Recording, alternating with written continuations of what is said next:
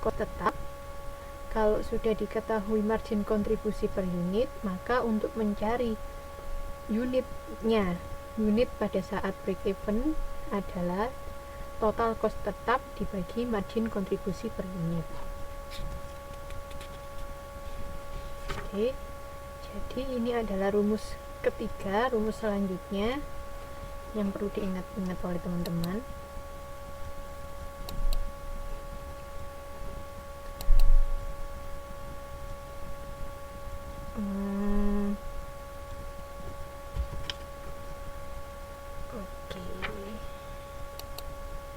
Jadi kalau di modul di situ dijelaskan bagaimana cara kita mendapatkan rumus ini.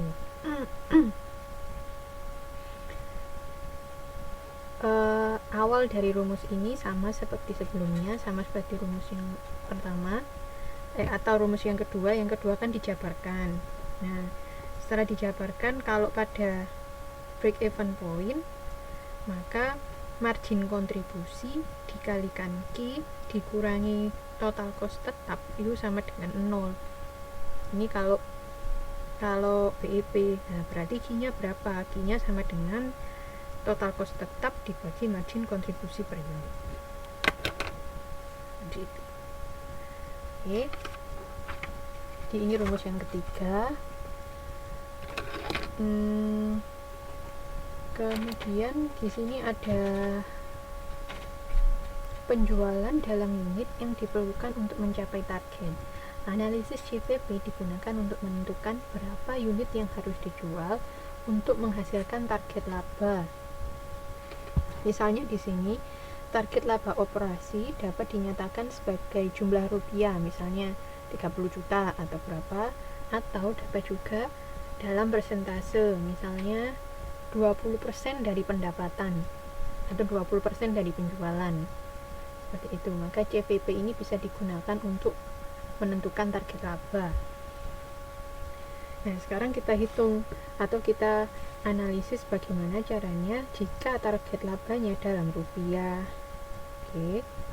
Di sini di contoh soalnya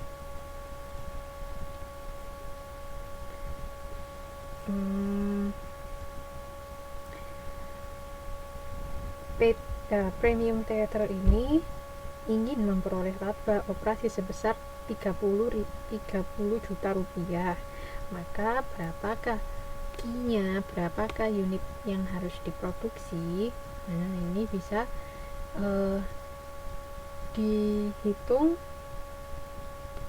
dengan cara laba operasinya kan yang diinginkan 30 juta. Nah, 30 juta sama dengan 20.000 Q. 20.000 ini adalah cost variable dikalikan unitnya, kan masih ditanyakan unitnya, kemudian dikurangi 12.000. 20.000 ini harga jualnya, dikalikan berapa unit, dikurangi 12.000 cost variable dikalikan berapa unit, dikurangi cost tetapnya 50 juta. Maka dihitung-hitung semuanya, Q-nya ketemu 10.000 unit. Oke, jadi kalau Premium Theater ini menjual 10.000 unit, dia akan mendapatkan laba 30 juta. Kalau sebelumnya dia menjual 6.250, dia tidak akan mendapatkan laba atau labanya sama dengan 0. Oke. Kemudian selanjutnya, jika menggunakan persamaan dasar titik impas dengan pendekatan margin kontribusi, maka hanya perlu menambahkan target laba sebesar 30 juta pada cost tetap sehingga rumusnya menjadi demikian. Jadi Q sama dengan cost tetap ditambah target laba dibagi margin kontribusi per unit. Oke, jadi rumus selanjutnya untuk mencari Q bisa juga dengan cara seperti ini. Ini kalau diketahui target labanya berapa, maka kalau ditanya Q bisa menggunakan rumus ini. Kos tetap 50.000, target laba dalam rupiah adalah 30 juta. 50 juta ditambah 30 juta. Sedangkan margin kontribusi per unit adalah kos variabel penjualan per unit dikurangi kos variabel per unit. 20.000 dikurangi 12.000. Totalnya sama, maka Q sama dengan 10.000. Gitu teman-teman. Ada yang ditanyakan?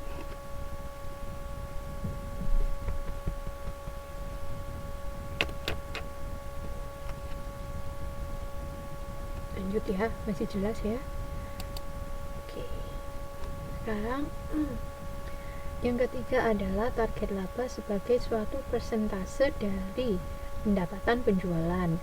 Kalau sebelumnya adalah target laba dalam rupiah, kalau yang kedua ini adalah target laba dalam persentase penjualan, pendapatan penjualan.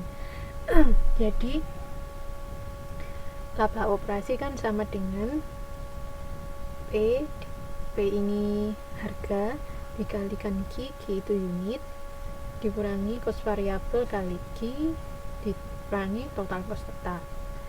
Kalau dijabarkan bisa menjadi persentase dikalikan P dikalikan Q, karena dia persentase dari pendapatan penjualan, berarti persentase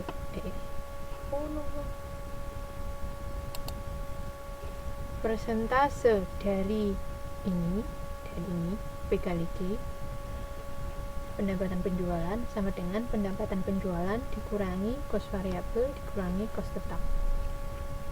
Oke. Dan contohnya ini ada di bagian 3 halaman 4.7. Di situ contohnya ingin menghasilkan laba 20% dari pendapatan penjualan. Maka 20% dikalikan 20.000 kali Q, karena pendapatan penjualan kan 20.000 kali Q. Maka ditulis aja 20.000 kali Q, dan ruas kanannya, perhitungan ruas kanan sama dengan sebelumnya, cuma ruas kirinya di laba operasinya ini diganti persentase dikalikan pendapatan penjualan. Setelah dihitung, Q-nya ketemu 12.500 unit.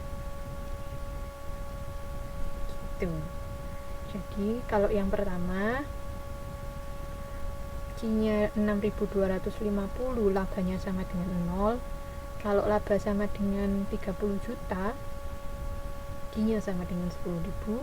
Kalau labanya sama dengan 20% dari pendapatan penjualan, Q-nya 12.500. Nah, ini untuk target laba dalam persen. Kemudian, di situ juga ada cara membuktikannya. Jadi teman-teman coba sendiri untuk cara membuktikannya. Nah, sekarang target laba setelah pajak. Kalau target laba setelah pajak berarti sama dengan laba operasi, rumusnya laba operasi dikurangi 1 min tarif pajak, atau laba operasi sama dengan laba bersih dibagi 1 dikurangi tarif pajak. Oke, ini rumusnya. Sekarang kita lihat contoh soalnya. Di situ diketahui laba bersih adalah 21 juta dengan tarif pajak 30%. Nah, untuk mengonversi target laba setelah menjadi target laba sebelum pajak atau laba operasi dilakukan perhitungan sebagai berikut.